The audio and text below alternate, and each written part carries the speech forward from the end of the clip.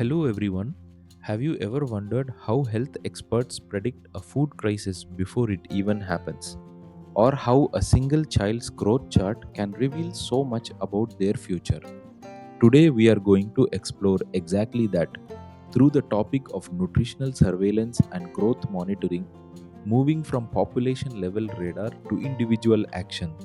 Let us begin by understanding what nutritional surveillance actually means. Derived directly from the principles of infectious disease tracking, nutritional surveillance is the continuous process of keeping watch over nutrition so that we can make data driven decisions that improve population health. The nutritional state of a community is never static. It keeps changing based on a dynamic convergence of external inputs. These inputs include rainfall, gross domestic product, crop health and food availability, and the efficiency of public distribution. All of these pass through what we can call the surveillance lens, which involves continuous scrutiny and early warning detection. This ultimately leads to targeted interventions, resource reallocation, and improved population health. Now, let us look at how this methodology was formalized globally. Nutritional surveillance emerged out of necessity. It transitioned from an ad hoc drought relief mechanism into a highly structured, globally recognized methodology over an 8-year foundational period. In 1974, the concept first gained global prominence at the World Food Conference, specifically framed around drought relief and the urgent need to track food availability. In 1976, a joint FAO, UNICEF, and WHA expert committee published the first formalized methodology for nutritional surveillance in developing countries. Between 1979 and 1982, rapid field experience in developing countries culminated in definitive regional workshops in Cali, Colombia, and Nairobi, Kenya, which solidified the modern objectives of the system. A well designed surveillance system does not pursue just a single goal. It balances three distinct but related objectives across different timelines. In the short term, the goal is timely warning and intervention, giving immediate warning to prevent short term food consumption crises, such as famine prevention or alleviating seasonal food shortages. In the midterm, the goal is program management and evaluation, providing data on delivery and gross outcomes to evaluate public health and nutrition programs, and ensuring target groups are reached. In the long term, the goal is health and development planning, aiding structural long term policy making in health and national development, such as resource allocation by area and sector and agricultural directions. Designing a nutritional surveillance system requires defining its uses and users first. The methodology is built by answering a sequence of diagnostic questions. First, what is the problem? Here we define the exact nutritional deficit, whether it is acute or chronic malnutrition or a specific micronutrient deficiency. Second, who is at risk? Here we disaggregate the affected population groups by geography, socio-economic status, and biological variables. Third, why are they at risk? Here we isolate causal factors, both immediate causes like food scarcity and long standing causes like unequal resource distribution and poor sanitation. Fourth, where does the data live?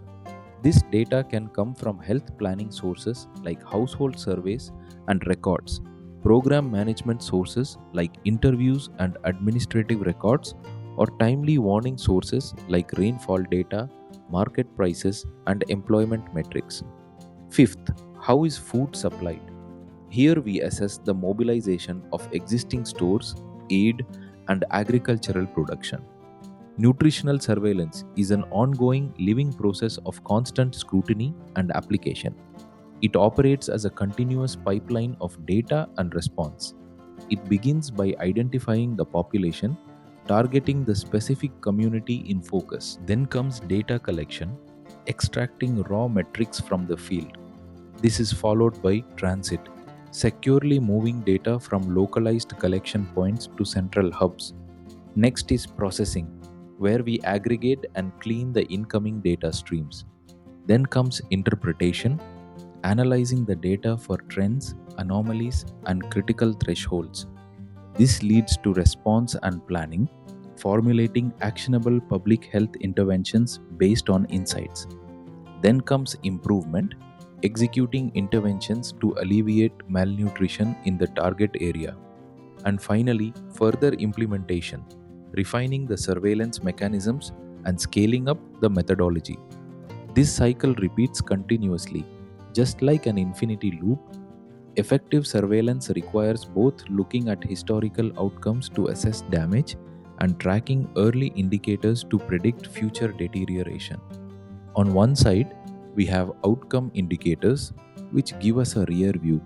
These include the prevalence of stunting, which is less than 90% height for age, the prevalence of wasting, based on second and third degree Gomez classification, or less than 75% weight for age, low birth weight infants weighing less than 2.5 kilograms, and infant and child mortality rates.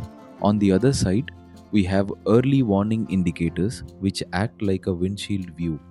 These include agricultural indicators like rainfall levels, crop damage, and planting or harvest ratios, economic indicators like local food prices and employment shifts, and behavioral indicators like distress selling and seasonal migration.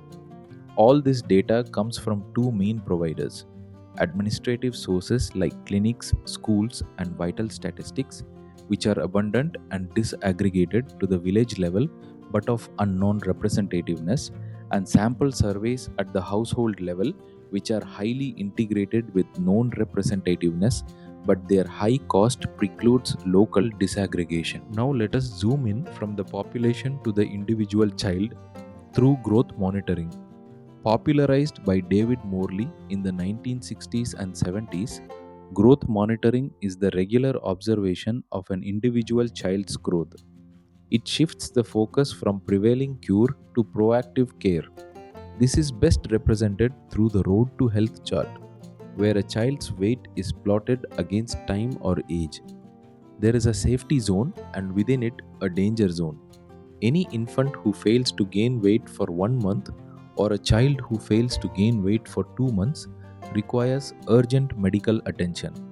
Growth monitoring rests on 5 pillars: growth promotion and oral rehydration therapy, breastfeeding and immunization, family planning, food, and female activities.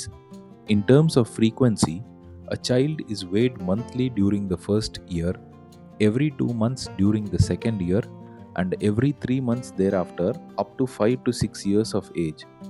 Nutritional surveillance is often confused with growth monitoring, but they are quite different. While growth monitoring acts as a dynamic measure of health for an individual child, nutritional surveillance provides a diagnostic snapshot of an entire community. In terms of strategy, growth monitoring focuses on preservation of normal growth, while surveillance focuses on detection of undernutrition. In terms of approach, growth monitoring is educational and motivational, while surveillance is diagnostic and interventional. In terms of enrollment, growth monitoring covers all infants starting before 6 months of age, while surveillance uses representative samples at representative ages.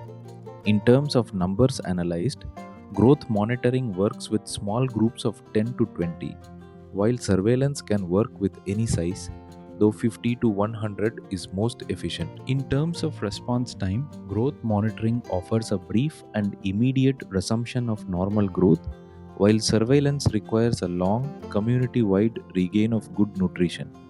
In terms of interventions, growth monitoring relies on primary health care, such as vaccines, oral rehydration therapy, and deworming, while surveillance relies on community-wide responses, such as food subsidies and supplements.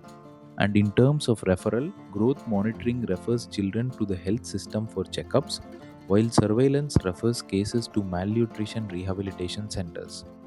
Let us now take a global outlook and look at the SOFI 2T6 projections. The foundational principles of the 1970s now operate within a modern, data dense global ecosystem. On the stunting and wasting front, there is real time projection and high frequency data capture for childhood metrics. On the undernourishment front, global goals are being tracked against mounting climate and economic pressures. And through predictive modeling, there is a transition happening from static annual reports to proactive algorithmic nutritional modeling. India offers a strong example of this digital transit through the Poshan Tracker and Mission Poshan 2.0. The Poshan Tracker represents the ultimate realization of last mile digital transit. Real time data capture seamlessly connects thousands of Anganwadi centers directly to national policy making dashboards. Mission Poshan 2.0 marks a strategic evolution in the response phase, shifting the institutional mandate from mere caloric supplementation to diverse micronutrient rich dietary interventions. Let us talk about why an intersectoral nexus is so necessary. There are generally more data collected than compiled, more data compiled than analyzed, and more data analyzed than actually used. Surveillance that does not benefit the malnourished is irrelevant. Three sectors must come together to enable good decisions: agriculture, covering rainfall, crop yields, and food subsidies; health, covering immunizations, clinical data, and sanitation; and economics, covering GDP, market prices, and resource allocation. The key takeaway here is that the main constraints to improving population nutrition are no longer technical, they are institutional and political. To maintain a functional system, good working relations between different institutions are strictly indispensable. Data must compel action. So, to summarize, we have seen how nutritional surveillance watches over entire populations to guide policy and program decisions, while growth monitoring zooms in to protect the health of each individual child. Both systems depend on timely data, early warning indicators, and strong collaboration across health, agriculture, and economic sectors. And today, digital tools are finally bringing these two levels together into one seamless system. Hope you have understood about the topic nutritional surveillance and growth monitoring. If you found this video useful, please like and share with your friends and colleagues. Thank you.